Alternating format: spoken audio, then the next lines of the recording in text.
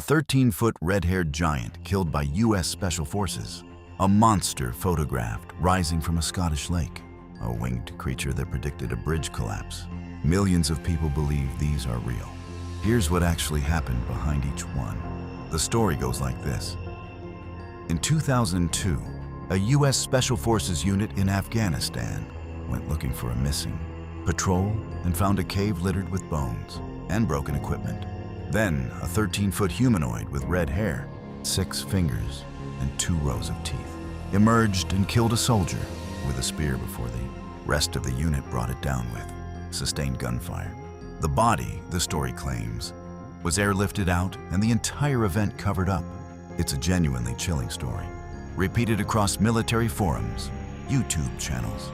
But when Snopes directly asked the U.S. Department of Defense about it, the response was simple. They have no record of any such incident ever. The story's origin traces back to a single unnamed source called Mr. K, interviewed anonymously on a paranormal radio show. No name, no unit, no location, no evidence. Just a story that spread because it was good enough to spread on its own. In 1934, a London physician named Robert Wilson published what became the most iconic image in cryptozoology. A long neck and small head rising from Loch Ness, later known as the surgeon's photograph. For 60 years, it was treated as the single, strongest piece of evidence that a creature lived in the Scottish lake. The monster was a toy submarine with a sculpted head and neck made of plastic wood, roughly a foot tall, floated and photographed at just the right angle to look enormous in the empty water. It was reportedly built as revenge. Sperling's stepfather had been publicly humiliated after fake monster footprints he'd found turned out to be made with a dried hippo's foot, sold at the time as an umbrella stand. The photo that launched an entire modern legend was payback for an earlier hoax that had already failed.